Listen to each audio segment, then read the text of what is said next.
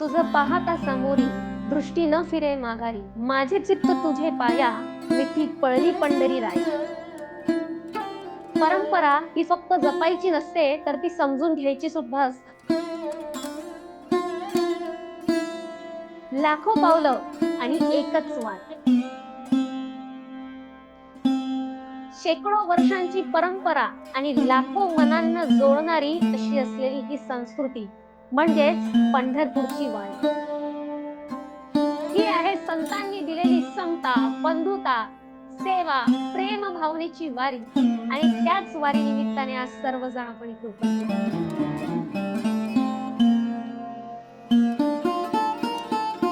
आज आपल्यासोबत या पॉडकास्ट मध्ये आहेत वारकरी संप्रदायाचे गाढे अभ्यासक, प्रवचनकार, कीर्तनकार, सद्गुरू जोग महाराज संस्थेचे माजी विश्वस्त.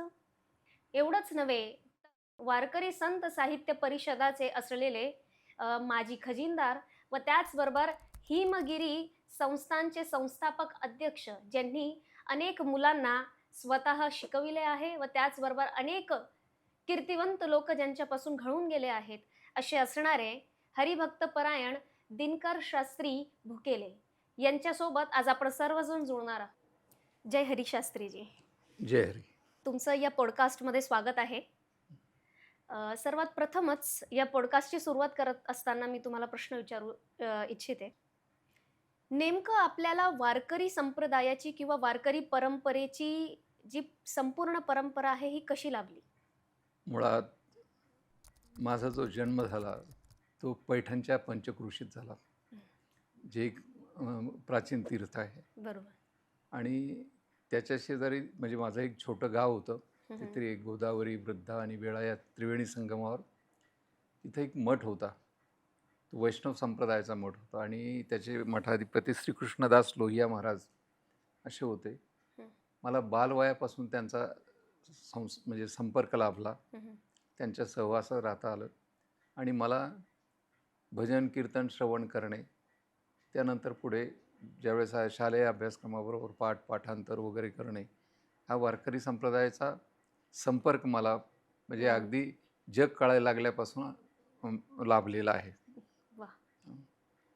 त्या काळात मग मी वारकरी माझ्या थोडं झाल्यानंतर वारकरी संप्रदायाचा अभ्यास करत असतानाच जे श्रीकृष्णदास लोहिया महाराज होते, तर त्यांनी असं ठरवलं की तू पुढे आता काशीला जा आणि धर्मशास्त्राचं अध्ययन पुढे जे करणं आवश्यक आहे, म्हणजे वारकरी संप्रदायाला पूरक, जे वारकरी संताचं वाङ्मय त्यांच्या मते परिपूर्ण होतं, तरी ही संस्कृत भाषा, त्यात षडदर्शन वगैरे हे सगळं कळावं, म्हणजे अधिक संत वाङ्मय प्रकर्षाने त्याच्यावर स्पष्ट होईल. आणि मग त्यानंतर मी ऋषिकेशला गेलो. मी तिथं परमार्थ निकेतन म्हणून गुरुकुल पद्धतीचं तिथं साधू आणि ब्राह्मण अशा 2 लोकांना प्रवेश असायचा. मी वारकरी संप्रदायाचा साधक म्हणून त्या परमार्थ निकेतन विद्यालयात प्रवेश केला आणि जो प्रथमा ते शास्त्री असा जो 7 वर्षाचा अभ्यासक्रम आहे तो मी पूर्ण केला. आणि त्यानंतर तो BA समकक्ष आहे, वाराणसी संस्कृत विश्वविद्यालय काशी, त्याच्याशी संबंधित दिल्लीला जे संस्कृत महाविद्यालय, त्याचं नाव विश्वनाथ संस्कृत महाविद्यालय, तिथं मी 4 वर्ष राहिलो.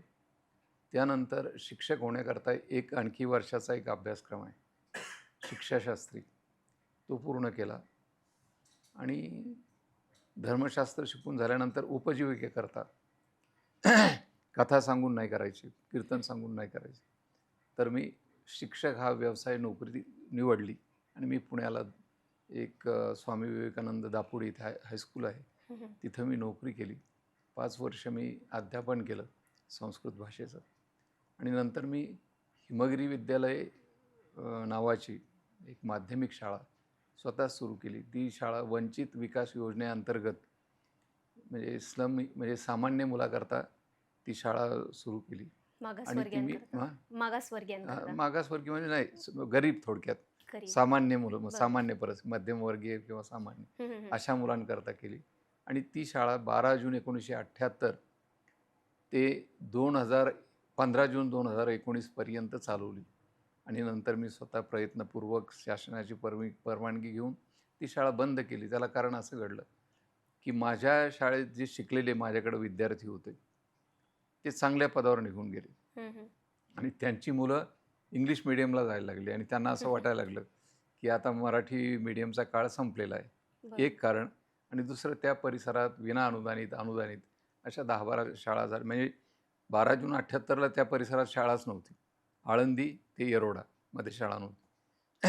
तर त्यावेळेस गरज होती आणि नंतर ती ज्यावेळेस गरज नाही असं लक्षात आल्यानंतर ती शाळा रीतसर बंद केली आणि पुन्हा प्रयत्न केला की तिथं दुसरा एखादा शैक्षणिक उपक्रम प्रारंभ करू. असा तो काळ आहे. बरोबर. आणि मग तिथून मोठे बुवा म्हणून विठ्ठलबुवा चौधरी हे वारकरी शिक्षण संस्थेचे अध्यक्ष होते. त्यांचा संपर्क आला आणि त्यांच्यामुळं मी वारकरी संप्रदायाशी पूर्वीच जोडलेलो होतो. तो आणखी पक्का झालो आणि जी जोग महाराज संस्थापित वारकरी शिक्षण संस्था आहे, त्या संस्थेशी बाबामुळं निगडीत राहिलो. पुढे मी त्या संस्थेचा विश्वस्त झालो आणि बराचसा म्हणजे आजही माझा काळ आणि त्याच काळामध्ये मला पार्श्वभूमी धर्मशास्त्र अध्ययनाची संस्कृत भाषेची लाभली होती. त्या पार्श्वभूमीवर मी संत वाङ्मयाचा पुढे अभ्यास करत राहिलो आणि जे काय त्यातून प्रबोधन करणे आवश्यक आहे हं, हं. ते मी समाजाचं करत राहिलो. लेख लिहित राहिलो. वेगवेगळ्या मासिकांना, स्मरणिकांना पुस्तकरूपाने मी स्वतः वारकरी वैष्णव संप्रदाय भाग 1 भाग 2 पुस्तकं लिहिली आणि तिसरं माझं पुस्तक विठोबाचा धर्म जागो हे तिसरं पुस्तक माझं आता येत आहे. खूप सुंदर असा प्रवास राहिलेला आहे. समस्त वारकरी सांप्रदायिक प्रवास, त्याचबरोबर एक शिक्षक म्हणून, एक गुरुवर्य आणि एक मार्गदर्शक म्हणून हा प्रवास राहिलेला आहे. बरोबर. आपण कितव्या वयापासून वारीला सुरुवात केली नेमकं? तसं असं म्हणाल तर मी नियमाचा वारकरी नाही. हं. बरोबर. स्पष्ट सांगायचं हो. की जो वारी करणारा वारकरी आहे, जो भजन करणारा. मी वारीला गेलो म्हणजे मी दरवर्षी जातो, परंतु ज्या पद्धतीने लोक वारीला जातात, हं, हं. फडकरी किंवा दिंडीकरी, त्यांची तुलना त्या वारीशी होऊ शकत नाही माझ्या. मी पंढरपूरला जातो डायरेक्ट. हं, हं. बरोबर. पायी चाललो 1-2 वेळा, खरं. फक्त अगदी ते काही वेळा 4 ते 5 वेळा फार तर. परंतु प्रत्यक्ष वारी म्हणजे पंढरपूरला जाणे बरोबर. आणि काला करून परत येणे अशी. नंतर तर तिथल्या त्या गर्दीचा याचा विचार करून दशमीला जायचं, 2 दिवस थांबायचं किंवा अगोदर 2-4 दिवस जाऊन हं, परत हं. यायचं, असा प्रकार तो झाला. बरोबर. परंतु या काळामध्ये प्रत्यक्ष वारी करणारा वारकरी आणि वारीचा अभ्यास करणारा वारकरी, हं. त्यात मी वारीचा अभ्यास केला, त्याच्या बरोबर. इतिहासाचा अभ्यास केला आणि त्याच्यावर मी बरंचसं लिहिलं पण आणि त्याच्यावर बोलतही आलेलो आहे. तर मी वारीचा अभ्यासक आहे. बरोबर. जे महिन्याची वारी करणारे वारकरी वेगळे, हं, हं. हे षडमासिक म्हणजे एक आषाढी आणि कार्तिकी वारी करणारे वारकरी वेगळे. वेगळे. बरोबर. वेगळे, बरोबर. आपण जरी वारीचे अभ्यासक असाल, हं. तरी आपल्या मते जी वारी आहे, ती कुठून तर कशा पद्धतीने सुरुवात झाली? हां. वारीचा विचार करताना हं. अगोदर जी भारतीय संस्कृतीची प्राचीन धर्मपरंपरा आहे, ती म्हणजे वैदिक धर्मपरंपरा आहे. हं. वैदिक धर्म, भागवत धर्म आणि भागवत धर्माचा लौकिक विस्तार लोकभाषेत म्हणजे वारकरी संप्रदाय आणि वारकरी संप्रदाय म्हणजे वारी, असा तो क्रम आहे. तर वैदिक धर्म थोडक्यात असा आहे की वैदिक धर्म म्हणजे काय, तर 4 वर्ण आणि 4 वर्णाचे वेगवेगळे धर्म, हं. वर्णसंकरातून जात आणि जातीचे वेगवेगळे धर्म, त्याचं काटेकोर पालन म्हणजे वैदिक धर्म. त्यानंतर 4 आश्रम, हं. ब्रह्मचर्य, गृहस्थ, वानप्रस्थ, संन्यास, या आश्रमाचं काटेकोर पालन. त्यानंतर 4 पुरुषार्थ, हं. धर्म, अर्थ, काम, मोक्ष, बरोबर. त्याचा निर्वाह, त्याचे वेगवेगळ्या वर्णानुसार अधिकार, ते सर्वांना समान नाहीत म्हणजे सगळ्याच याचे. आणि त्याच्यात शेवटचा 16 संस्कार, गर्भाधान ते अंत्येष्टीपर्यंतचे 16 संस्कार, ज्याचा द्विजांना अधिकार आहे म्हणजे ब्राह्मण, क्षत्रिय, वैश्यांना, शूद्र आणि स्त्रियांना नाही. तर हा सगळा याचा आचरण म्हणजे सनातन धर्म म्हणजे वर्णाश्रमस्य पालनम यत सयैव धर्म असं म्हटलं गेलं की ते जे पालन आहे तोच धर्म आहे. आणि हे असताना याच्यामध्ये त्रैवर्णिकांना म्हणजे ब्राह्मण, क्षत्रिय, वैश्य यांनाच उपनयन संस्काराचा म्हणजे मुंजीचा अधिकार होता आणि ज्याची मुंज होते त्यालाच ते धर्मशास्त्र ऐकण्याचा अधिकार होता, श्रवणाचा, अध्ययनाचा, अध्यापनाचा. हे असल्यामुळे जेव्हा जे व्यास महर्षी वेदव्यास, ज्यांनी स्वतः एका वेदाचे 4 वेद केले म्हणून त्यांना व्यास म्हणायचे. ज्याने 18 पुराणं लिहिली. म्हणजे व्यासोच्चिष्टम जगत सर्वम, म्हणजे सर्व काही जे आहे संस्कृतमध्ये ते व्यासांचं आहे. त्या व्यासाने सर्व लिहिल्यानंतर त्यांच्या लक्षात आलं की त्रैवर्णिक ब्राह्मण, क्षत्रिय, वैश्य हा 10% त्यावेळेस समाज आणि 90% स्त्रिया, 50% एकूण संख्येच्या आणि 90% परत बहुजन समाज आहे, क्षुद्र जाती व्यवस्थेतला. यांना धर्माचाच अधिकार नव्हता आणि मग मोक्षाचाही अधिकार नव्हता. तर मग यांच्या उद्धाराकरता म्हणून त्यांनी म्हटलंय, व्यासांनी स्वतः भागवत धर्माची मी स्थापना का केली, तर त्यांनी स्वतःच त्याबद्दल त्या म्हटलेलं आहे, स्त्री क्षुद्र द्विजबंधूनाम न त्रयीन श्रुती गोचरा. स्त्री, क्षुद्र आणि द्विजबंधू म्हणजे ब्राह्मण जन्माने असून ब्राह्मण कर्म न करणारे लोक, या तिघांना धर्माचा अधिकार नाही. आणि म्हणून यांच्या उद्धाराकरता मी भागवत धर्माची स्थापना केली. भागवत धर्माचा अर्थ असा आहे, तिथं वर्ण व्यवस्थेऐवजी भगवतः इदम सर्वम भागवतम, हे जे काही याचे यावत जीवजंतू आहेत हे सर्व भगवत स्वरूप आहेत, अशी ती संकल्पना आहे. सर्वच पूज्य आहे, सर्वच पवित्र आहे. म्हणजे वैदिक धर्मामध्ये पापयोनी आणि पुण्ययोनी जी संकल्पना आहे की नाभीपासून वर, म्हणजे ब्राह्मणो मुखमासीत बाहुराजन असा एक सूक्त आहे की तिथून म्हणजे मुखातून ब्राह्मण जन्माला आले, बाहूतून क्षत्रिय आले, हे पुण्ययोनी आहेत. आणि नाभीपासून खाली क्षत्रिय, मांडीतून जे वैश्य जन्माला आले, पायातून क्षुद्रजन, हे पापयोनी आहेत. ही कल्पना भागवत धर्मात नाही. भागवत धर्मात वर्णानुसार उद्धाराचा अधिकार नाही, सर्वांना समान अधिकार आहे.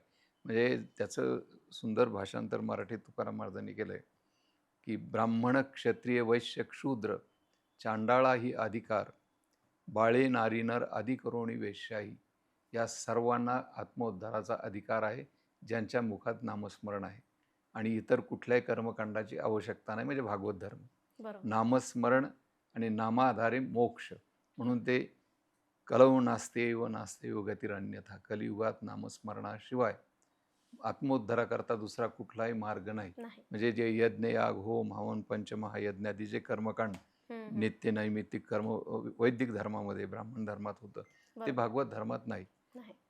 भागवत धर्म सुद्धा काही काळ थोडा लोपला होता. आणि जेव्हा नामदेव महाराजांच्या लक्षात आलं की एवढा स्त्री क्षुद्र, अतिक्षुद्र एवढा मोठा समुदाय हा धर्मवंचित आहे, यांना धर्म श्रवणाचा अधिकार नाही, आचरणाचा अधिकार नाही, कशाचाच नाही, मग यांचा उद्धार कसा? तर त्यांनी शोध घेताना त्यांना आढळलं की भागवत धर्मात यांच्या सगळ्या उद्धाराची व्यवस्था आहे. आणि म्हणून नामदेव महाराजांनी म्हटलं, आम्हा सापडले वर्म करू भागवत धर्म. हा, की आम्हाला आत्मोद्धाराचं वर्म सापडलंय, आम्ही भागवत धर्माचा स्वीकार करून उद्धार करू. आणि मग तो भागवत धर्म, म्हणजे त्याच्यात भागवत धर्माला मानणाऱ्या लोकांना वैष्णव असं म्हणायचं. का? तर एक फरक आहे की वैदिक सनातन धर्मामधलं आराध्य दैवत भूदेव ब्राह्मण आहे, देवानाम अभिदैवतम म्हणून म्हणतो, देवाचंही दैवत आहे ब्राह्मण पुरुष. इथं मात्र भागवत धर्माचं आराध्य दैवत आहे भगवान श्रीकृष्ण. कृष्णात परमतत्व किमपि अहम न जाणे, कृष्णाची अनन्य शरणागती आणि हरिनामस्मरण हा भागवत धर्माचा मुख्य आधार आहे. तर असं हे होतं. मग तेच खाली जेव्हा नामदेव महाराजांना असं हे सरळ सर्वांना अधिकार आणि नामस्मरण आणि मोक्ष, म्हणजे त्याच्याकरता, म्हणजे वैदिक सनातन धर्मामध्ये मोक्षाचा जो अधिकार होता तो असा होता की पहिल्यांदा ब्राह्मण कुळात जन्म, आईबापाच्या पोटी, मग त्याचा उपनयन संस्कार, मुंज, शिखासूत्र समन्वित होऊन शेंडी जानवं ठेवून गुरुच्या ग्रही वास करणे, वेदशास्त्र अध्ययन करणे, त्यानंतर ब्रह्मज्ञान, ब्रह्मज्ञानाने चतुर्थ आश्रमाचं ग्रहण म्हणजे संन्यास आश्रमाचं, आणि मृत्यूनंतर मोक्ष.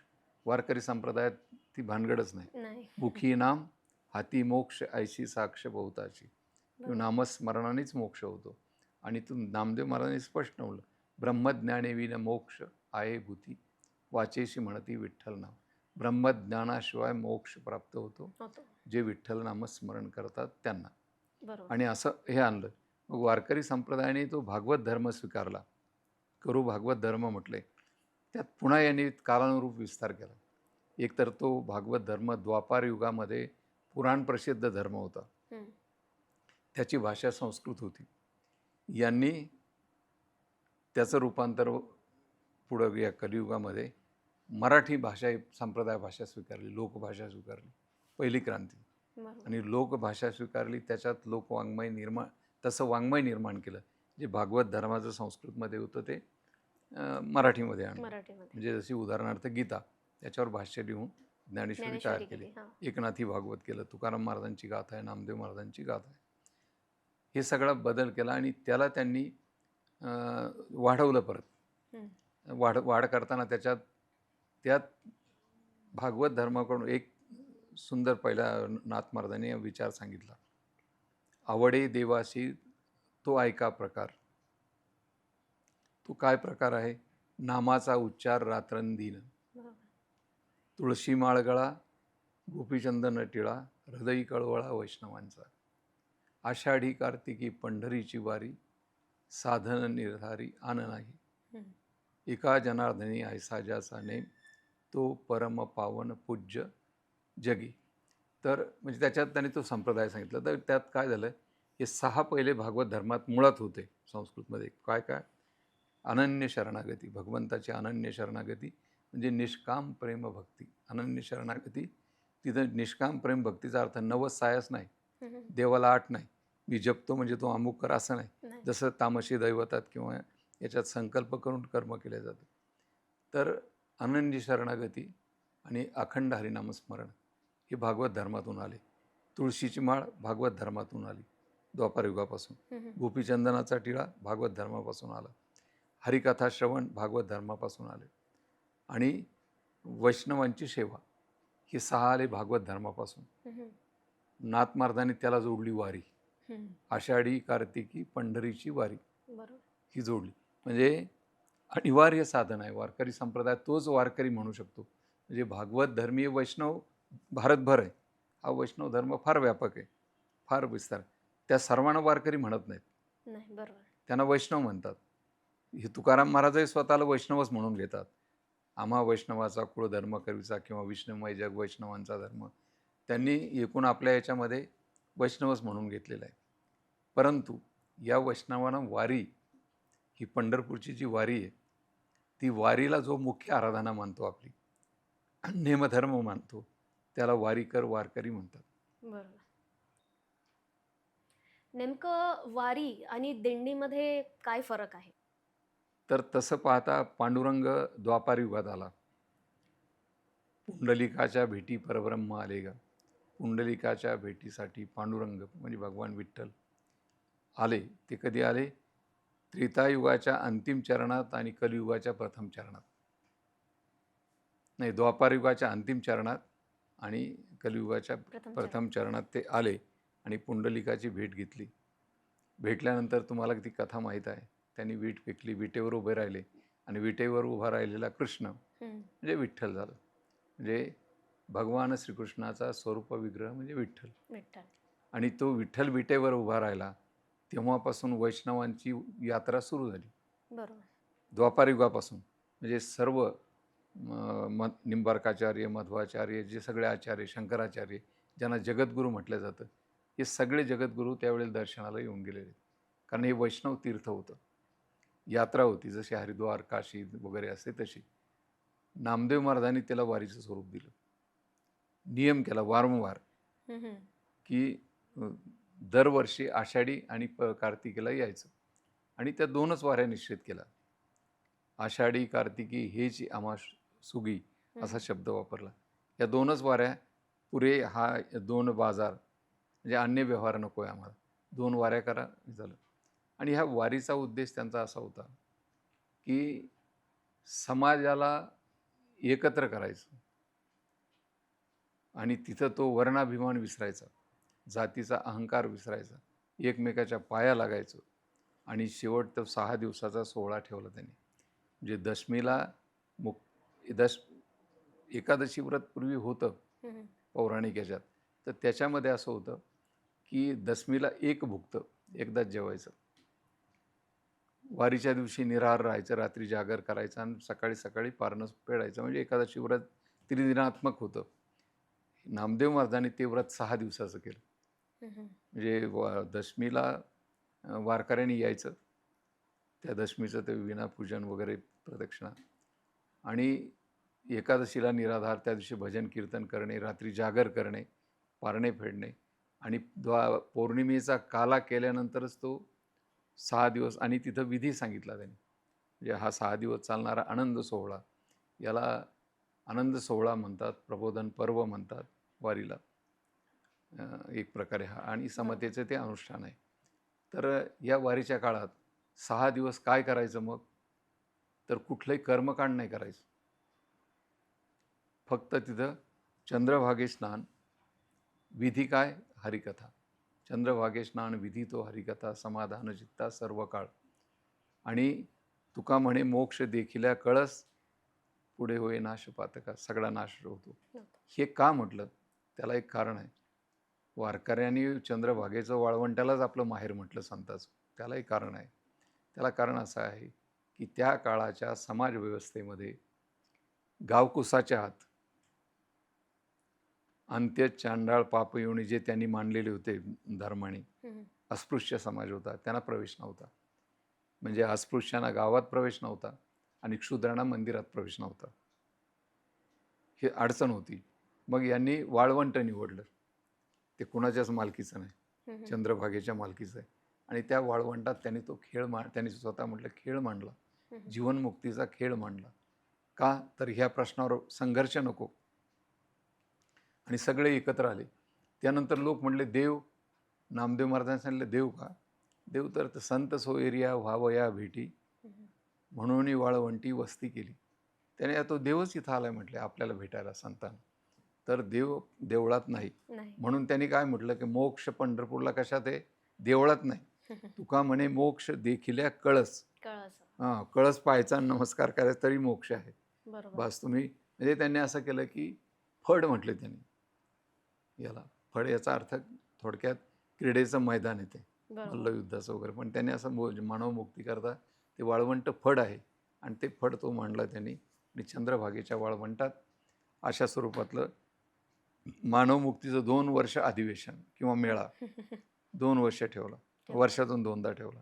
आणि मग त्या निमित्ताने सर्वांना यारे यारे लहान थोर, याती भलते नारी नर, म्हणजे लहान थोर या, वाटेल सगळ्या जातीचे या, स्त्री पुरुष या, सगळे या. आणि सर्वांना त्याप्रमाणे त्यांनी आवाहन केलं, त्याप्रमाणे आले. आणि तिथलं तुकाराम महाराजांनी वर्णन केलं, खेळ मांडियेला वाळवंटी घाई. ते खेळ म्हणतात, अनुष्ठान नाही म्हणत. खेळ मांडियेला वाळवंटी घाई, नाचती वैष्णव भाई रे. हां, मग काय झालं त्या खेळात? काय झालंय?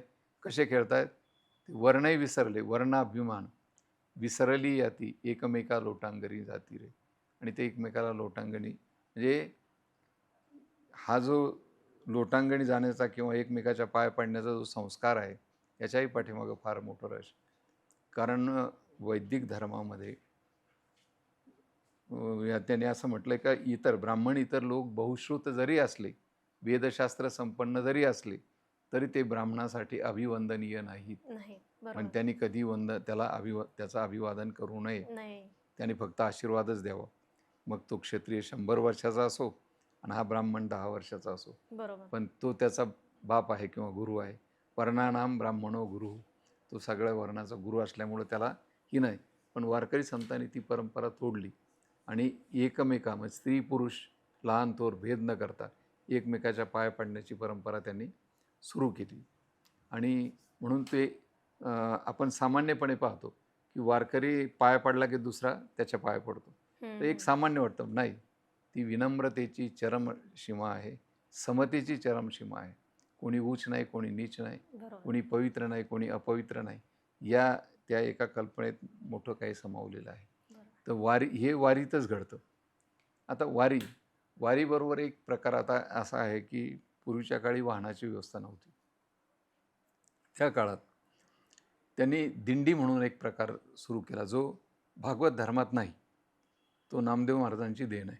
आणि दिंडी शब्दाचा अर्थ जी विणा असते ना जिकडे, त्या विणेला दिंडी असं म्हणतात. ती दिंडी घ्यायची, मृदंग टाळ विणा, विणा म्हणजे दिंडी घेऊन, पताका घेऊन आणि भागवत धर्माची पताका म्हणजे मी आता असं एक व्रत धारण केलेलं आहे की कुण्याही जीवाचा न घडो मत्सर. ही ब्रीद आहे माझं, ते दाखवणारा ती ध्वज आहे. ही घेऊन पायी निघणे, दिंडी निघणे, ते विना निघणे आणि त्याच्याबरोबर लोकांनी चालणे, ही प्रथा सुरू केली. आणि ती दिंडी घेऊन लोक घरापासून ते पंढरपूरपर्यंत जायचे. म्हणजे आता जे पालखी सोहळे आहेत की सगळे लोक जमून, जसे उदाहरणार्थ आळंदीला येणार, मग लाखो लोक चालणार, ही परंपरा त्या काळात नव्हती. ज्या त्या गावातून किंवा 2-4 गावातून एकत्र लोक यायचे किंवा एका गावातून निघाले की त्यांना लोक जोडले जायचे आणि ते पंढरपूरला दशमीला पोहोचायचे. 6 दिवस तिथं वारी साजरी करून परत यायचे. तर ही दिंडी त्याला वारीला जोडलेला भाग आहे. आणि ही वारंवार घडते. जो करतो, जो म्हणजे त्याला टाळत नाही, तो वारकरी आहे. तर ही वारीची परंपरा आहे.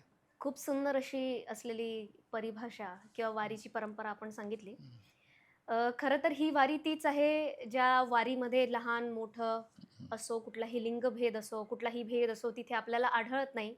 जिथे या भारत देशामध्ये कुणी 2 शब्द जरी ज्ञानाचे सांगून दिले किंवा कुणी काही जरी बोललं किंवा देवाचं जरी नाव घेतलं, तरी सामान्य जनता किंवा देवभोळी जनता त्याला देव बनवायला कमी करत नाही. एवढे अंधभक्ती किंवा भोळेभाबडी जनता आपल्याला या भारत देशात बघायला मिळते. आणि या भारतात अगोदरपासूनच आपण सांगितल्याप्रमाणे जी परंपरा आहे, अलीकडे आता सध्याच उत्तर प्रदेशमध्ये एक ब्राह्मण नसलेल्या व्यक्तीने कथा केली. म्हणून त्याला ब्राह्मणांनी सर्वांनी मिळून मारलं आणि त्याचा निषेध जाहीर केला. किंवा अनेकांनी म्हटलं की अधिकार फक्त हा ब्राह्मणाचाच आहे, बाया पळाव्या. हां, तो 6 महिन्याचं लेकरू जरी ब्राह्मणाच्या पोटी जन्माला आलेलं असेल तर तो श्रेष्ठ आहे. एवढंच नव्हे, आज सुद्धा अलीकडे अनेक गावांमध्ये असं म्हटलं जातं की अरे नाही नाही, ब्राह्मणाच्या मुलाचा अपमान करू नका, हे करू नका, ते करू नका, आज असं म्हटलं जातं. पण ही वारीची परंपरा आपल्याला असं दर्शवते आहे, आपल्याला ही शिकवण देऊन जाते आहे, लहान मोठं असो, कुणीही असो, कुठल्या जातीचं असो, कुठल्याही धर्माचं असो, प्रत्येक व्यक्ती मानव आहे, मनुष्य आहे आणि प्रत्येक व्यक्ती एक दुसऱ्याकरिता श्रेष्ठ आहे. आणि इथेच सगळा अहंकार लोप पावतो. लाखो लोक इथे या वारीमध्ये विना निमंत्रण येतात. एवढंच नव्हे तर जगभरात अनेक यात्रा, अनेक जत्रा भरल्या जातात, अनेक देवतांसाठी केलं जातं. परंतु ते कुठली तरी मागणी पूर्ण करण्यासाठी केलं जातं. तर वारी ही त्या जगातल्या सर्व यात्रा जत्रांपेक्षा कशी वेगळी आहे किंवा कशी अद्वितीय आहे? प्रत्येक ठिकाणी तुकाराम महाराजांनी फार सुंदर वर्णन केलंय. तीर्थ आणि यात्रा, त्याला तीर्थयात्रा आपण असं म्हणतो. तीर्थयात्रेच्या ठिकाणी काय असतं तर त्यांनी एकच सांगितलं की एक मंदिरात तीर्थी धोंडा पाणी, देव रोकडा सज्जनी. एक धोंडा असतो जी त्याची मूर्ती केलेली, खाली एक गंगा किंवा कुठली नदी वाहत असते. तीर्थी धोंडा पाणी, देव रोकडा सज्जनी. आणि त्या ठिकाणी पुरोहित प्रधान जे पंडे पुजारी असतात त्यांचं प्राधान्य असतं आणि त्यांच्याकडून ते कर्मकांड केलं जातं प्रत्येक ठिकाणी. पंढरपूरचं वैशिष्ट्य असं आहे, इथं देवाच्या मध्ये झालेलं नाही आणि कुठलंही कर्मकांड करायचं नाही. म्हणजे पंढरपूरचं जसं त्यांनी सांगितलं का, तिथला विधी काय, मग प्रत्येक क्षेत्राचा विधी वेगळा आहे आणि तो कर्मकांडाने भरलेला आहे. तिथं अनेक प्रकारचे कर्मकांड, लूटपाट, अंधश्रद्धा, सगळं काय. पंढरपूरला फक्त हरिकथा श्रवण आहे. आणि हरिकथा याचा अर्थ वारकरी संप्रदायात म्हणजे कृष्णकथा असं नाही, कीर्तनालाच त्यांनी हरिकथा म्हटलेलं. म्हणजे सदा नामघोष करू हरिकथा, म्हणजे नामघोषपूर्वक हरिकथा करू किंवा लावणी मृदंग श्रुती टाळ घोष वगैरे जे म्हटलंय की या घोषात जे काय आपण कीर्तनातून सांगू. आणि कीर्तन सांगताना कीर्तनाचा उद्देशही त्यांनी सांगितला काय तो. कीर्तनाचा उद्देश आहे ज्ञानदीप नाचे रंगी, ज्ञानदीप लावू जगी. जगामध्ये ज्ञानप्रसाराचं साधन जे आहे ते कीर्तन आहे. आणि सामान्य जनाला आकर्षित करण्याकरता ते जर गाऊन सांगितलं तर गायनाच्या रंगे शक्ती अद्भुत ही अंगी. गायनामध्ये आणखी एक अद्भुत शक्ती आहे, ती परिणाम करणारी. बहुजनाला जागृत करण्याकरता नुसता मंत्र सांगून कानात चालणार नाही, तर ते गाऊन, आणि ते काय, भजन गाऊन. म्हणून वारकऱ्याच्या कीर्तनाला अशी परंपरा आहे की संतांनी केलेल्या रचना गायच्या आणि त्याचं निरूपण करायचं. म्हणून त्या कीर्तनाला एक शब्द आहे, भजनी निरूपण कीर्तन परंपरा. भजनाचं निरूपण करणारी कीर्तन परंपरा म्हणजे ती आहे. आणि ती उभा राहून करायची, बसून नाही. वारकऱ्याचं कीर्तन उभा राहून. बरोबर. कारण काय आहे, त्यांना व्यासपीठ वापरायचं नव्हतं. त्याला 2 कारणं आहेत. पहिलं कारण असं आहे की व्यासपीठ हे पुराणिकाचं हे आहे, म्हणजे अधिकार आहे बरोबर. आणि तो स्त्री क्षुद्रांना नाही. नाही. नाही. मग त्यामुळं संघर्ष टाळण्याकरता त्यांनी उभं राहून कीर्तन करायची परंपरा केली एक. आणि ते गावोगावी फिरले. तिथं ह्या सगळ्या सुविधा उपलब्ध नव्हत्या. घोंगडी अंथरली, उभा राहिलं की त्या घोंगडीला नारदाची गादी म्हणायची आणि यांनी नारद यांचे आचार्य आहेत. वारकरी संप्रदाय म्हणजे भागवत धर्माचे संस्थापक व्यास आहेत आणि प्रत्येक धर्माला आचार्य असतात. त्यांचे आचार्य आहेत नारद. आणि नारद आचार्य आहेत म्हणजे नारद हे भक्तीचे आचार्य आहेत. त्यांच्या गळ्यात विणा आणि हातात चिपळ्या आहेत. म्हणून वारकऱ्याचं कुठलंही म्हणजे पहाटेचा काकडा विण्याशिवाय आणि चिपळ्याशिवाय नाही. गाथेवरचं भजन नाही. बरोबर. कीर्तनाच्या अगोदर घेतलेला विणा नाही. रात्रीच्या जागराला घेतलेला विणेशिवाय काही होत नाही. कारण ती नारदीय परंपरा, जी परंपरा आहे त्यांची, म्हणजे आचार्य परंपरा आहे, ती ते पाळतात. आणि म्हणून त्यांनी त्या गावोगावी जाताना तिथं व्यासपीठ उपलब्ध नसेल तर घोंगडीवर उभा राहून कीर्तन करण्याची परंपरा आणि त्यातून लोकांना प्रबोधन करणं. आणि प्रबोधन काय करणं की तुम्ही ह्या आता कलियुगामध्ये जे काही पूर्वी 5,000 वर्षापूर्वी, काय 10,000 वर्षापूर्वी किंवा आणखी काय युगापूर्वी सांगितलेलं जे कर्मकांड आहे, जी वर्णाश्रम जाती व्यवस्था आहे आणि त्याचं आचरण म्हणजेच पुढं मोक्षाकडे जाण्याचा मार्ग आहे, तो सगळ्याला सारखा नाही, तो हे आहे. तर तो आता कालबाह्य झालेला आहे आणि आता काय आहे, नामस्मरणाने मुक्ती आहे. मुक्ती आहे. बरोबर. म्हणून योगयागविधी येणे नोहे सिद्धी. सिद्धी, वायाची उपाधी दंभ दंभधर्म. फुकटचा दंभ धर्म आहे, फुकट आहे, निरर्थक आहे. मग तुम्ही ते न करता फक्त नामस्मरण करा. नामस्मरणाने मोक्ष होतो. वारकरी संतांचं मोठं कार्य आहे. एक तर समाजाला त्या अंधश्रद्धा, रूढी, परंपरा, वैदिक काळात आलेली जी पापयोनी, पुण्ययोनी, वर्णाश्रम व्यवस्था, जाती व्यवस्था, यातून सगळ्यात ह्या पाखंड मांडलं त्यांनी. करणे पाखंड खंड. आणि हे करून बीज वाढवावे नाम, धर्माचे पालन करणे पाखंड खंडन, हेचे आम्हा करणे काम, बीज वाढवावे नाम. तर ह्या धर्माचं बीज, मूळ तत्व काय? नामस्मरण आहे. आणि त्याच्यावर माऊलींनी तर पूर्ण त्या नाम महात्म्य सांगणारं जे नाम महिम्न स्तोत्रच आहे ते हरिपाठ म्हणजे, ते त्याच्यावर पूर्ण लिहिलं. आणि वारकरी संप्रदायाचा तो एक प्रकारचा सूत्रपात आहे. तर अशा अवस्थेमध्ये नाव होतं. वारकरी संतांनी स्त्री क्षुद्र म्हणजे एक तर पहिली समता मांडली की कुणाला असा मोक्षाचाच नाही तर गुरु होण्याचा अधिकार आहे, संत होण्याचा अधिकार आहे, मग ते स्त्री क्षुद्र नसो. म्हणून जनाबाई, मुक्ताबाई, सोयराबाई यांचं वाङ्मय इतकं वेदापेक्षा पवित्र आहे वारकऱ्याच्या दृष्टीने. डोक्यावर घेतलं. त्या महिला होत्या. त्यांना संतपदी बसवलं, गुरुपदी बसवलं. ज्यांना श्रवणाचा धर्मश्रवणाचा अधिकार नव्हता, ज्यांच्या मुखातून जर श्रवण केलं तर गुरुतल्प घडत होतं, ते यांनी संतांनी पूर्ण नाकारलं आणि तो समान अधिकार दिला. म्हणजे चोखोबा ते परिसा भागवत, एक ब्राह्मण, एक त्या काळातले अंत्यज, दोघाला समान अधिकार दिले. हे वारकरी संतांचं एक मोठं परिवर्तन कार्य आहे आणि त्याची त्यांना किंमतही चुकावी लागली त्याची संतांना. तर हे पहिलं केलं आणि मग याचा प्रसार करण्याकरता एक कार्यक्रम द्यावा लागतो. तो कार्यक्रम त्यांनी दिला.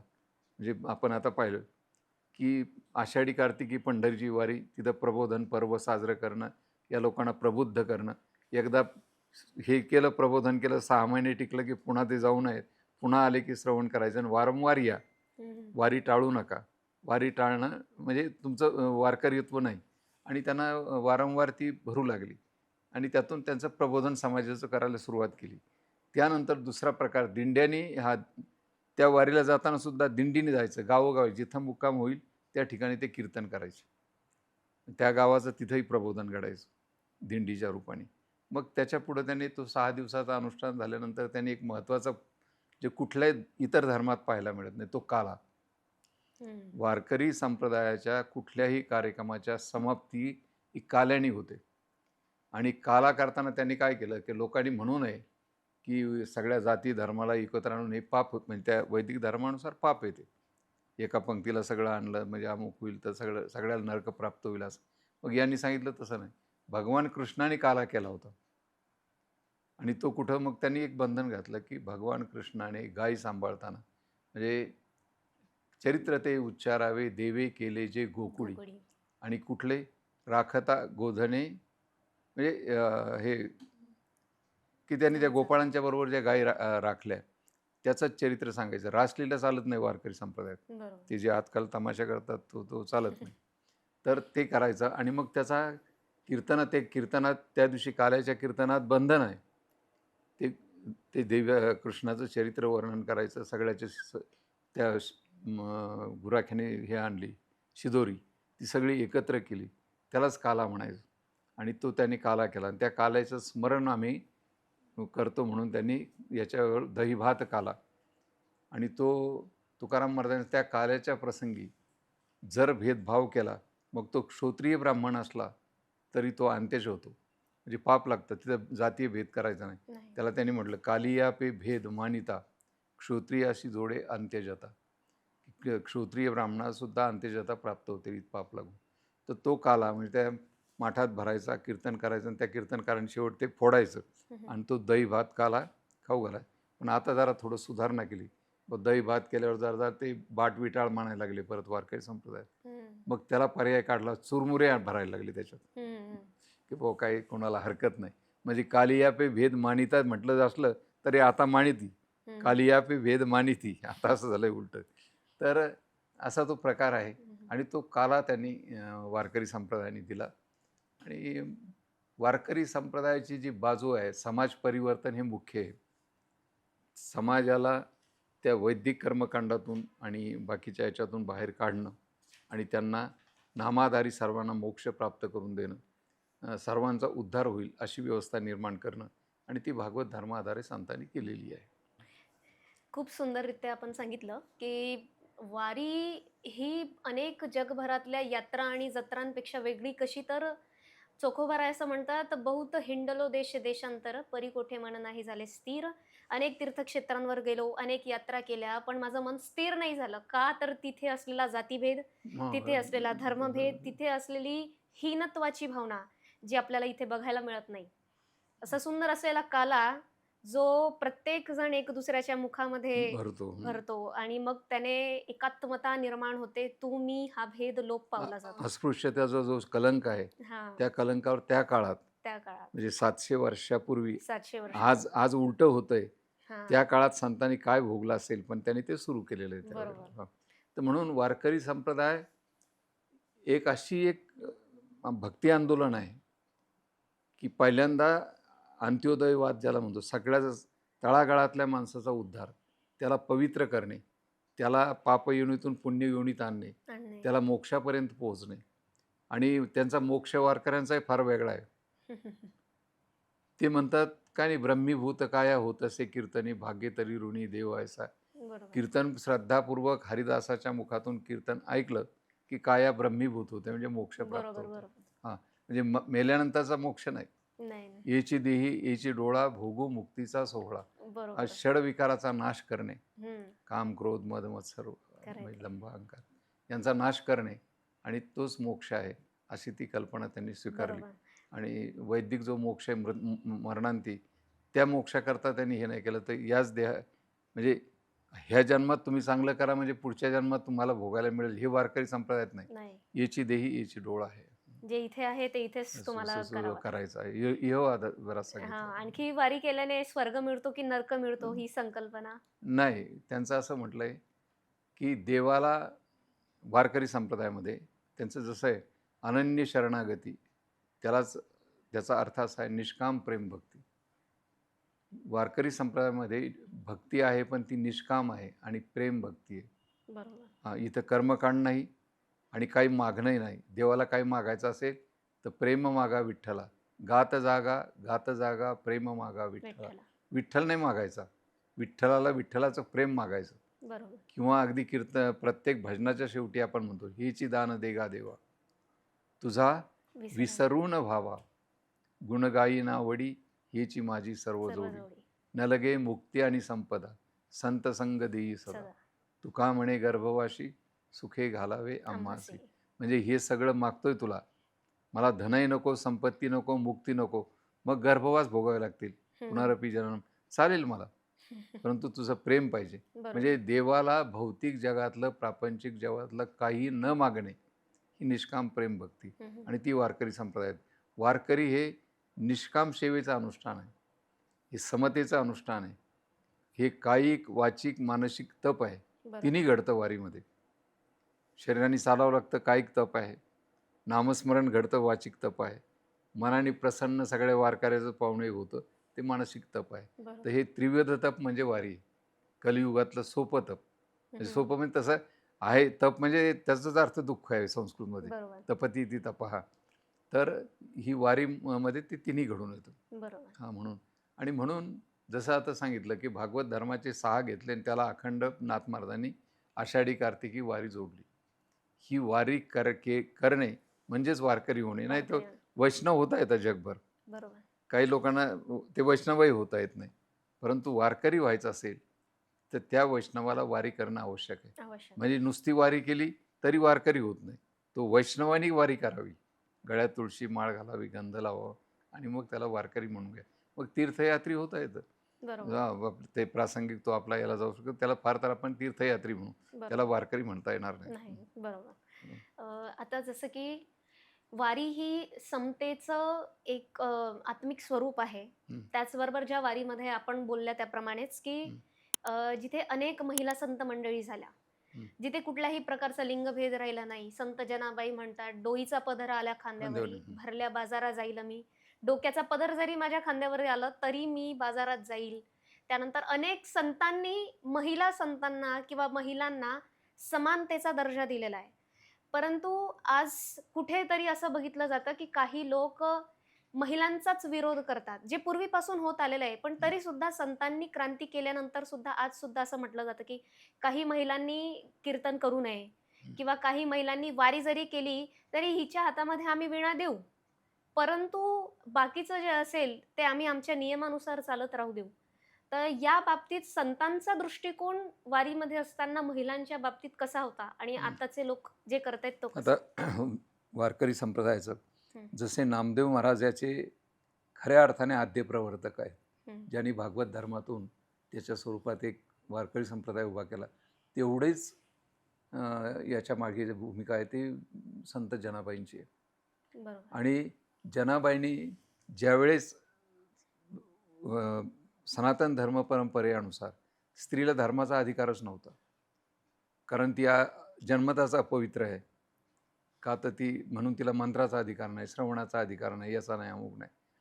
परंतु वारकरी संप्रदायाने ते मानलं नाही. म्हणजे जनाबाईंनी त्याच्याकरता संघर्ष केलेला आहे. आणि मग ते लोक म्हणायला लागले, तुम्ही जे डोईचा पदर म्हटलात, की लोक म्हणायला लागले का जी बाई हे याच्यात उतरेल, म्हणजे चूल आणि मूल सोडून जी बाई बाहेर येईल, पतिसेवा सोडून जी बाई बाहेर येईल, ती बाई समजा अनाचारी समजायची, ही परंपरा होती.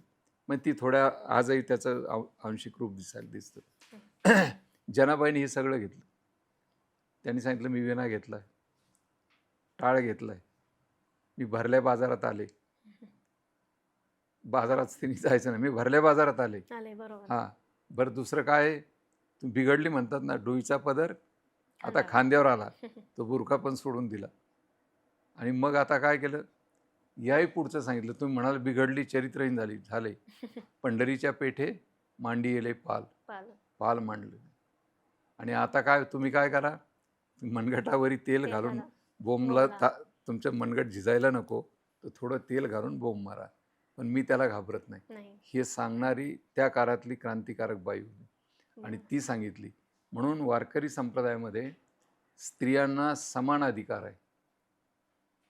आपण मगाशी म्हटलो तसं, ब्राह्मण, क्षत्रिय, वैश्य, शूद्र, चांडाळाही अधिकार, बाळे, नारी, नर आदी करोणी वेश्याही. बरोबर. या सर्वांना म्हणजे उद्घोष आहे. म्हणून ती जी परंपरा होती सनातन धर्मातली, म्हणून आज काही लोक सांगतात तेच आहे, एकच आहे, त्याच्यात ते नव्हतं, याच्यात आहे. हां, हे लपवता येणार नाही. म्हणून आता ते सोंगाड सुरू झालंय. की नाही नाही ते ते म्हणजे हेच आणि हे ते असे गोल गोल गोल बोलतात, हम्म. पण तसं नाही. तर ते ज्यांना हे वारकरी आणि नाथ महाराजांनी स्पष्ट आता कीर्तन करावं की न करावं. नाथ महाराजांनी म्हटलंय, स्त्री पुरुष अधिकार कीर्तन सार कलियुगी, स्पष्ट म्हटले. कलियुगामध्ये कीर्तन ह्याच परमार्थाचा सार आहे आणि त्याचा अधिकार स्त्री आणि पुरुषांना समान आहे. आहे. म्हणजे शंकाच नाही ठेवली. पण बरोबर. तो कीर्तनाचा अधिकार आहे. आता जिथं हे करायला लागले त्या पाठीमागं आर्थिक कारण आहे आणि बरोबर. पुरुष अहंकार, दोन गोष्टी आहेत. दोन्ही आहेत. की आता बरेच कीर्तनकाराला असं वाटलं की महिला कीर्तन करू लागल्या आणि त्यांची जर कीर्तन चालायला लागली आता बऱ्यापैकी चाला, तर यांच्या धंद्यावर परिणाम होतो ना. तारखा तर तेवढ्याच आहेत. मग ते विरोध करतात. इतका विरोध की एकतर ब्रह्मचारी म्हणजे हम्म. लग्न न केलेला बुवा. हम्म. ते एका भजन गायिका आहेत उत्तम, म्हणजे त्यांचं नाव आहे प्रसिद्ध. त्यांचं एकदा आळंदीला भजन ठेवलं होतं त्या हम्म. सप्ताहामध्ये. त्यांना कळल्यावर त्यांनी सांगितलं, मी येणार नाही. ही परंपरा नाही. बाईला भजन नाही द्यायचं आपल्या सप्ताहात. कीर्तन तर सोडाच. तर ही कट्टरता आता आलेली आहे आणि त्याच्या पाठीमागं एक तर मूळ खरा आर्थिकच कारण आहे. बरोबर. आणि मग थोडासा अहंकार, की उद्या जर खरोखर हे अभ्यास करून आपल्यापेक्षा जर हे झाल्या, तर आपलं काय, कारण बरेचसे नुसते याच्यावरच चाललेले आहेत सध्या. एक टिपण पाठ केलं की त्याचा धंदा चालतो. बरोबर. त्याला ती स्पर्धा निर्माण होईल. परंतु वारकरी संप्रदायात मात्र स्पष्ट आहे, लिंगभेद नाही. नाही.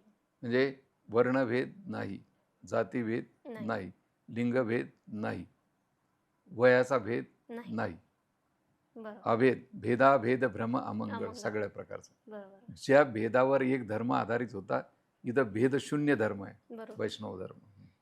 तर ही अशी परंपरा आहे त्याची.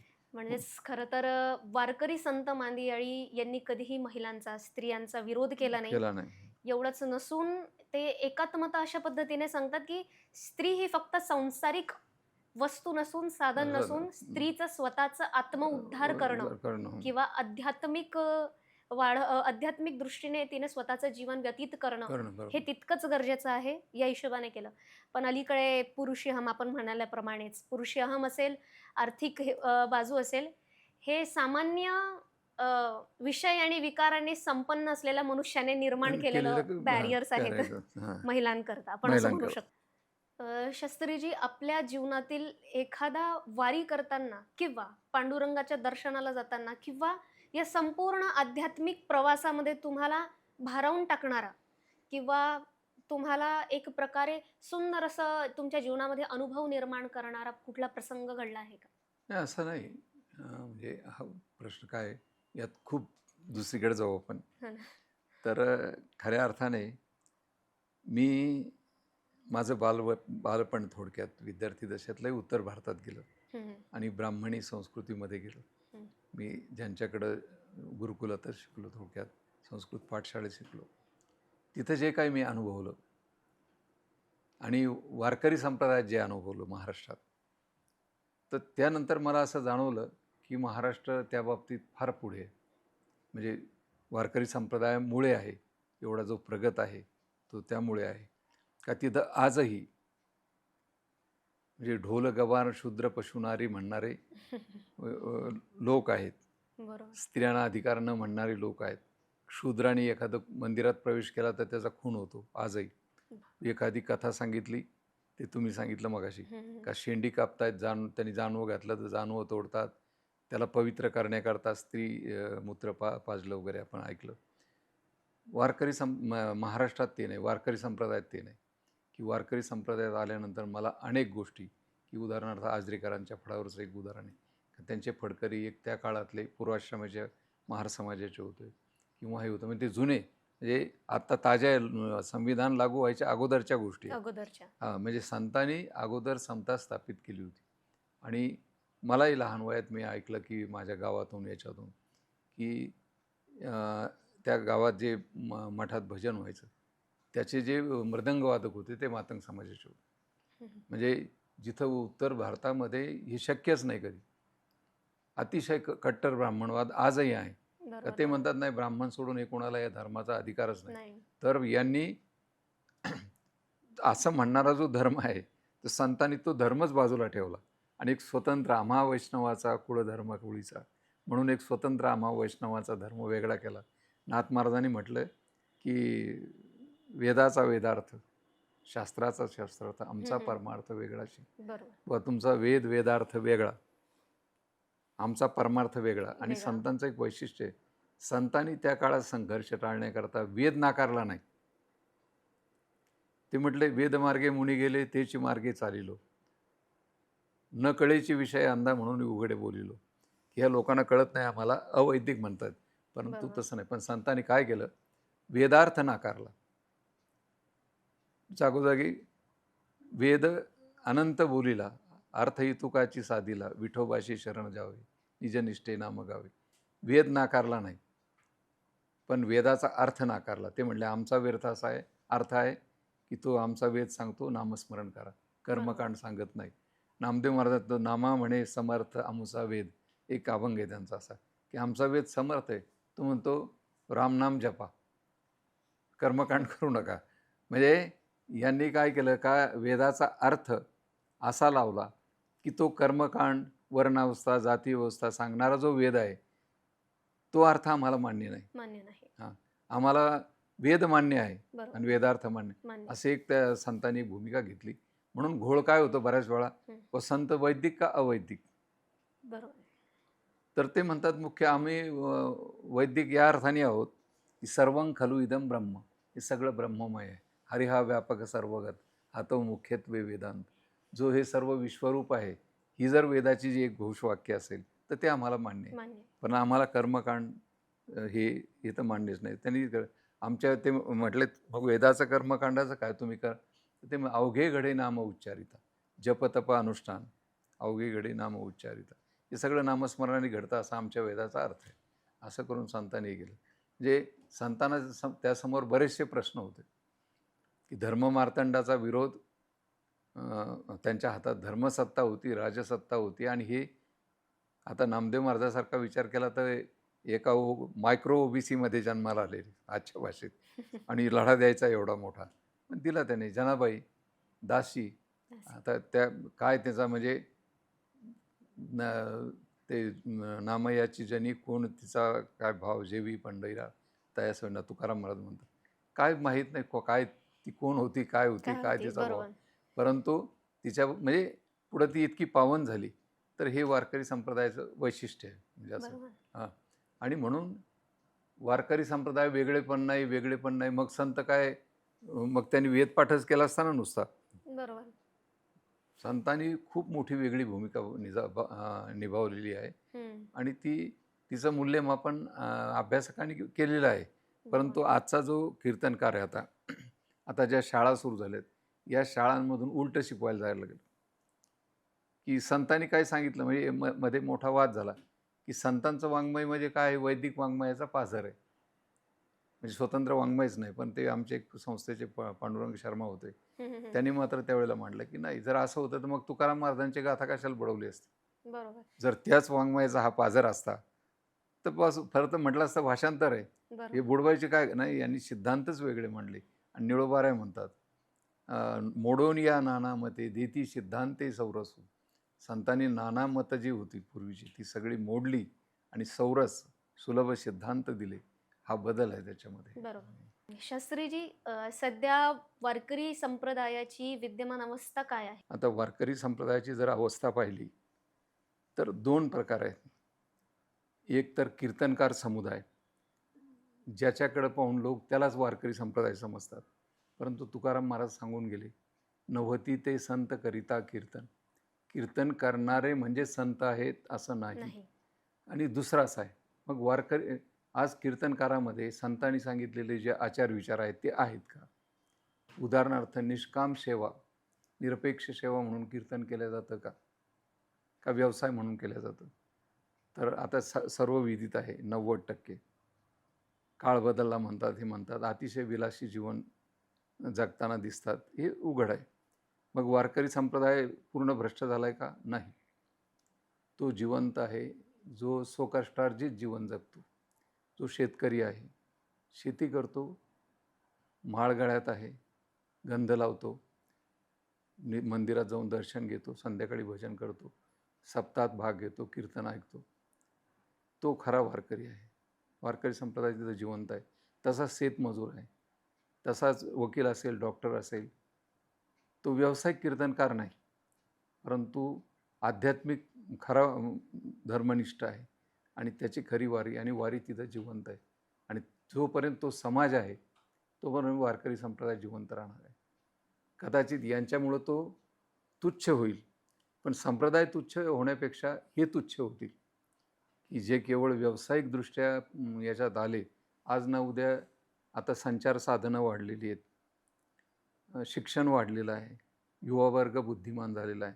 आज तो कीर्तनात नाही का? तर त्याला हे कळतंय का हे जे सांगतात हे परिपूर्णही नाही आणि हा यांचा व्यवसाय आहे. म्हणून संप्रदाय जिवंत आहे, जे दिसतात चमको त्यांच्यात नाही, पण संप्रदाय जिवंत आहे आणि तो जिवंत राहणार आहे. कारण जोपर्यंत शेतकरी, शेतमजूर, कारागीर, डॉक्टर, वकील, जे स्वतःच्या कष्टावर जीवन जगणारे लोक जोपर्यंत तुकोबा आहे, नामदेव महाराज, ज्ञानेश्वर महाराज, नाथ महाराजाला मानतात, पांडुरंगाला मानतात, ते राहतील. भले ते पायी वारी न करोत, परंतु ते वारकरी संप्रदाय जपणार आणि त्यांच्यातच वारकरी संप्रदाय जिवंत आहे, तो जिवंत राहील. वारकरी संत मांदियाळी, वारी आणि संविधानिक विचार हे जे आहेत यांची सांगड किंवा हे कशा प्रकारे समांतर आहेत?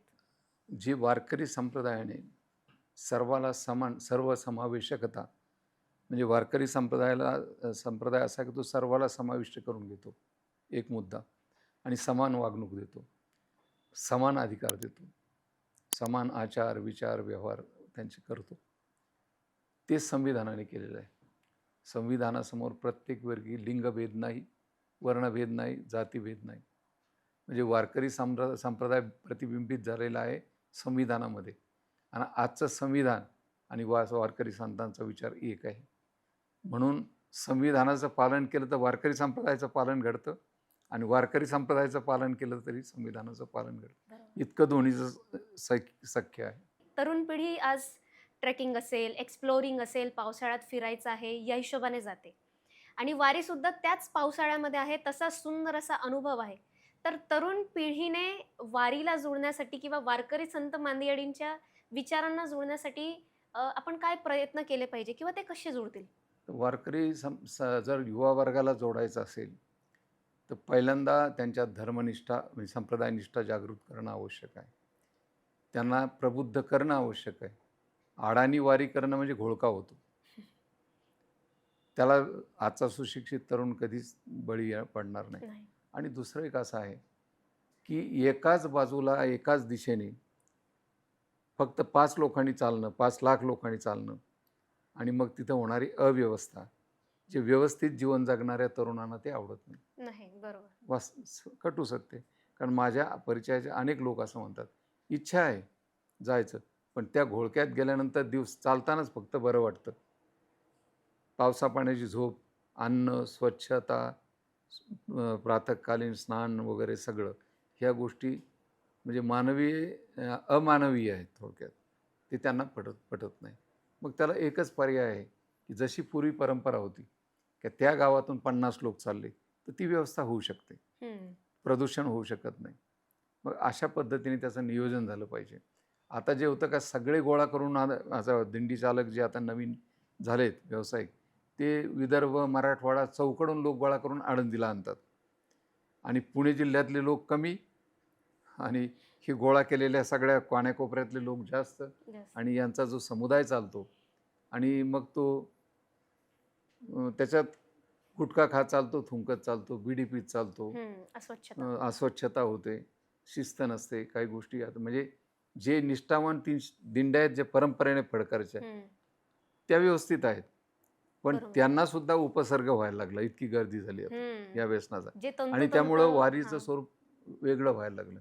तर हे नाही झालं तर निश्चित तरुण वर्ग तिकडे आकर्षित होईल. बरोबर. मूळ जशी वारी तशी राहावी. अनेक वर्षांपासून जे तंतोतंत नियमबद्ध पद्धतीने जे वारी करत आले आहेत, जे नियमांना बाधित आहेत, त्या लोकांना सुद्धा काही वेळेला सामान्य जनता जी सिविक सेन्स आपण ज्याला म्हणतो त्यांना नसते. ते अस्वच्छता मातवतात हम्म. किंवा अरे हे तर आपलं गाव नाही किंवा काही नाही म्हणून त्या हिशोबाने कुठेही काही करताय. तर जे नियमबद्ध राहणारे निष्ठावंत वारकरी आहेत, वारकरी त्यांना सुद्धा अशा हा, लोकांमुळे त्रास होतो. होतो. तर तो होऊ नये. बरोबर. त्यामुळे जर नाही झाला, स्वच्छता मेंटेन झाली किंवा तो सिव्हिक सेन्स जर एक ठेवला, तर तरुण पिढी आपोआपच आकर्षित होईल. आकर्षित होतो. आणखी आता नवीन पद्धती सुरू झाली आहे. अगोदरच्या काळामध्ये सर्प असेल, शॅम्पू असेल, हम्म. साबण असेल, त्याचा वापर होत नसायचा. पण आज जर कोणी चंद्रभागेमध्ये स्नान करायला गेलं, तर अनेक महिला आपल्याला चंद्रभागेमध्ये शॅम्पू, हम्म. सर्फ एक्सेल, तसं. बरं. त्यानंतर साबण याचा सुद्धा वापर नाटकात करताना आपल्याला दिसतात हा, आढळतात. हा. म्हणजे जिथे नियमबद्धतेने हाळाचं काळ करून निष्ठावंत वारकरी संतांची आणि चंद्रभागेची पावित्र्यता राखतायत, तिथे ज्यांना सिव्हिक सेन्स नाहीये नाही. किंवा ज्यांना स्वच्छताचं ज्ञान नाहीये, जे बरोबर. अशिक्षित किंवा अडाणी आपण म्हणू शकतो, हम्म. ते लोक तिथे गंदगी करतात ते किंवा पवित्रतेचं दर्शन घ्यायला येतात, पण स्वतःच अपवित्र करून जात आहेत बरोबर. किंवा स्वतःच अशुद्धता माजून जात आहेत. बरोबर. म्हणजे खरोखर मग त्यांना आपण वारकरी म्हणावं की नाही म्हणावं? वारी करूनही ते आहेत नाही, की नाही. नाहीत?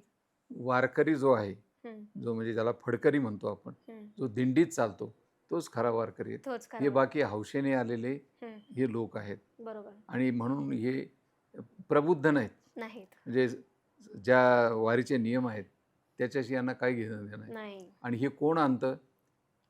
ज्यांना हे लोक आणायचे आणि याच्यावर वर्गणी गोळा करायची, पंक्ती गोळा करायच्या, आर्थिक स्वार्थ आहे, बरोबर. असे लोक आणतात. आणि बरोबर. त्यामुळं मूळ जो फडकरी वर्ग आहे, हं, हं. मूळ दिंडी प्रामाणिक दिंडीवर भजन करत जायला निघालेला आहे, त्याला सुद्धा आता डिस्टर्ब व्हायला लागलेलं आहे. व्हायला लागले. हां, म्हणून याला ही जी बेशिस्त लोकांची गर्दी दिसते, हा फुगवट आहे, हा धंदेवाईकपणामुळे गोळा झालेला आहे. ते बरोबर. गोळा करून आणले जातात. काही तर ठिकाणी एक दिंडी चालक असा आहे का त्याला वर्गाने तर गोळा केले आणि मेंबरच मिळाले नाही, तर त्याने पगारी माणसं आणले, ऊसतोड कामगार, बापरे. आणि ती दिंडी चालवली. असे प्रकार घडतात.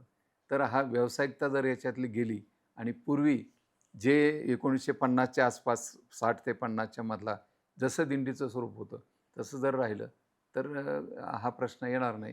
लोक बरोबर. आनंदाने जातील. परंतु जर असंच स्वरूप राहिलं तर आता दिवसेदिवस आणखी त्याला विकृती येत जाईल. खरं आहे ते. म्हणजे साधारणतः वारीचं खरं स्वरूप जर आज या घनघोर कलियुगामध्ये जे टिकून आहे, तर ते केवळ आणि केवळ स्वतः कष्टाने आणि मेहनतीने स्वतःचं घाम गाळून ज्याने जी मजुरी केलेली आहे आणि ते पैसे इमानदारीने कमवून जो शेतकरी, जो मजूर वर्ग आज जी वारी करतोय, तिच्याने वारीची, वारकरी संत मांदियाडीची परंपरा आणि पवित्रता टिकून आहे. मग त्यामध्ये आपण म्हणालात त्याप्रमाणे अनेक व्यावसायिक लोक ज्यांचं कधी जमतं, कधी नाही जमत, पण ते स्वतःच्या आत्म्याशी, सत्याशी व त्याचबरोबर इमानदारीने स्वतःचं जीवन व्यतीत करत आहेत. ह्याच लोकांनी ही वारी टिकून आहे, करते. आजच्या बदलत्या वारीच्या स्वरूपामध्ये आपल्याला बघायला मिळतं आहे की राजकारण आणि प्रसिद्धी व त्याचबरोबर पैसा याच्यासाठी सुद्धा अनेक लोक याचा दुरुपयोग करत आहेत. खरं तर संतांनी लावून दिलेली ही परंपरा किंवा संतांनी एक आनंद मिळवण्यासाठी किंवा सुहासिक सुरुवात केलेली ही जी परंपरा आहे, ते काहीशे व्यावसायिक आणि राजकारणी म्हणा किंवा काही अनेक लोक याचा वापर करून घेत आहेत. तर याच्याने सामान्य जनतेवर आणि देवभोळ्या जनतेवर काय परिणाम होतोय? आता अगदीच ताजं उदाहरण जर तुम्ही म्हणाल तर वारी ही निष्काम सेवा आहे. बरोबर. एक तप आहे. ते पैसे घेऊन केल्या जात नाही. परंतु आताच मी ऐकलं की दिंडीला 20,000 रुपये मिळायला लागले सरकारी. आणि मग एका महाराजाने बोगस 45 दिंड्या दाखवले. गाजलं, पेपरला वाचलं आणि ते 20,000 पैसे घेतले. मग त्याच्यात असा अनाचार येत गेला.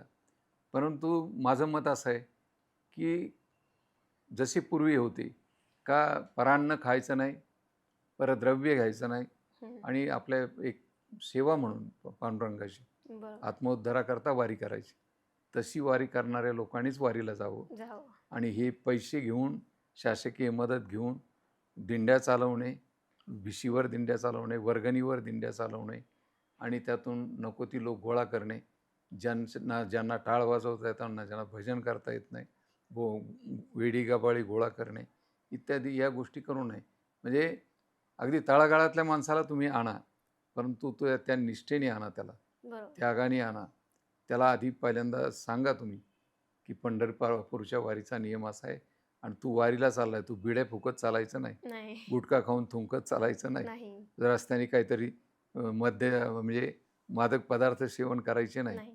शिवाय देत चालायचं नाही, भांडणं कलह निर्माण करायचे नाही. सगळे दुर्गुण त्यागून त्यांनी यावं, तरच वारीची शुद्धता त्याला घडेल, पुण्य घडेल. नाहीतर ते वारीचं पापसुद्धा घडेल असं मला वाटतं. शास्त्रीजी, आपल्या चॅनलचं नाव म्हणजेच अळांचोट. बरं. आपल्या मते अळांचोट नेमका कोण आहे आणि असेल तर तो कसा आहे? तुमच्या चॅनलचं नाव ऐकल्यानंतर जरा आश्चर्य वाटलं मला. अडाणचोट आहे, ती ग्रामीण शब्द आहे, की थोडक्यात अडाणचोट म्हणजे मूर्ख असून स्वतःला मूर्ख न समजणारा, अशा अर्थाने तो शब्द प्रयोग होतो. तर माझ्या दृष्टीने तो आहे जो देवाला निघाला आहे, दर्शनाला निघाला आहे आणि एक फळाची अपेक्षा घेऊन निघाला आहे. परंतु त्याच्याकरता काही नियम आणि विधी आहेत. त्याचं ज्याला ज्ञान नाही तो अडाणचोट आहे. उदाहरणार्थ मी पाहिलं की दर्शनाला निघाला आहे, रांगेत उभा आहे आणि तो गुटखा खाऊन थुंकतो आणि सगळ्या त्या भिंती त्या याच्यातल्या रंगवलेल्या आहेत की देवळात जायचं तिथं पावित्र्याने गेलं पाहिजे. आज तंबाखू सेवन म्हणजे धर्मशास्त्रामध्ये त्याची तुलना अनेक पुराणामध्ये गोमांसाशी केलेली, की इतकं ते त्याज्य आहे. आणि असं ते मंदिरात दर्शन घ्यायच्या वेळेला सुद्धा तोंडात त्याच्या तंबाखू आहे. त्यानंतर तिथं गेला देवासमोर, त्याला वाटतं की 10-5 रुपये त्या पेटीत टाकले, मग देव विकत घेतला. म्हणजे आपल्याला 2-4 लाखाचं काम झालं. हाही अडाणचोटपणा आहे. तो जेव्हा तिथं येतो, बाहेर आला की तिथं प्रसाद म्हणून घेतो. तो जुन्या कुठले कुजलेले चुरमुरे बांधलेले असतात, 2-4 बताशे, त्यात बुक्का हे ते घेतो आणि गावभर वाटतो. तोही अडाणचोटपणा आहे. प्रसाद म्हणजे देवाची प्रसन्नता किंवा मनाची प्रसन्नता आहे. ती आजकाल तो बदललेला भाग आहे आणि हा अडाणीपणा आहे, की आपल्या इथं 2 प्रकार आहे, की गाव जेवणाला ह्या पंक्ती होतात सप्तात. बऱ्याच शास्त्रामध्ये ते परान्न आहे, पण हे प्रसाद म्हणतात त्याला. आणि मग कुठल्या गल्लीत कुठेही जेवायला बसायचा अडाणचोटपणा आहे. प्रसाद म्हणून मुरमुरे गावात घेऊन येऊन वाटणं अडाणचोटपणा आहे. नसताना त्या तीर्थयात्रेचा प्रसार हे करण्याकरता जे काही तो म्हणजे पुण्य केल्यानंतर त्याची वाच्यता झाली की त्याचं फळ नष्ट होतं. हा खरा शास्त्र सिद्धांत असताना त्याची वाच्यता करायची, हा आपण जाऊन आलो, असं झालं. ही जी गावभर कथा सांगणं आहे तो अडाणचोटपणा आहे. खूप सुंदर पद्धतीने आपल्याला वारी म्हणजे काय किंवा वारीमध्ये जात असताना काय करावं हे आपल्याला शास्त्रीजींनी सांगितलं आहे, की वारी ही फक्त एका क्रियेच्या स्वरूपाने होत नसून किंवा पायी चालत गेले किंवा काही करत गेले, एक व्यक्ती करतोय म्हणून आपण सुद्धा करावं अशीच याच्याच पुरता सीमित नसून वारी म्हणजे तुम्ही मानवतेची पताका घेऊन चालणं ही वारी आहे. एवढंच नव्हे, कुठल्याही प्रकारचा भेद, कुठल्याही प्रकारची दुष्कृत्य व त्याचबरोबर एक दुसऱ्याच्या प्रती असणारी द्वेष भावना बाजूला सारून प्रेमाने अनोळखी लोक सुद्धा जवळ येऊन प्रेमाने केली जाणारी म्हणजेच वारी मानली जाते. आणि याच वारीचं प्रतिपादन किंवा वारी, वारकरी संत मांदियाडी यांचे विचार आपण शास्त्रीजींच्या मुखारविंदातून श्रवण केलेले आहेत, ऐकलेले आहेत. मी खूप खूप आभार मानेल शास्त्रीजींचे, की त्यांनी आमचं मार्गदर्शन केलं व सामान्य जनतेला प्रबोधन केलं, जागृती करून दिली. त्याचबद्दल मी त्यांचे खूप खूप आभारी आहे. संत तुकोबाराय म्हणतात, पंढरीचे भूत मोठे, आल्या गेल्या झडपी वाटे. हे पंढरपूर असं आहे, इथले भूत म्हणजे संतांचे विचार आणि संतांचा दृष्टिकोन असा आहे, येणाऱ्या जाण्याला झळपल्याशिवाय राहणार नाही.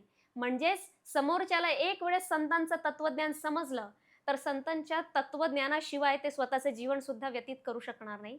अशा सुंदर असलेल्या वारीच्या पॉडकास्ट निमित्ताने आज आपण सर्वजण जमलेलो होतो. अशाच अनेक पॉडकास्टसाठी जुळण्याकरिता व संत, सत्य, संस्कृती, ज्ञान वाढवण्याकरिता तुम्ही आम्हा सर्वांना जुळू शकतात. आपल्या चॅनलला सबस्क्राईब करा व त्याचबरोबर तुम्हाला आणखी कोणत्या कोणत्या विषयांवरती पॉडकास्ट ऐकायचे आहेत याकरता तुम्ही कॉमेंट सुद्धा करू शकता. धन्यवाद.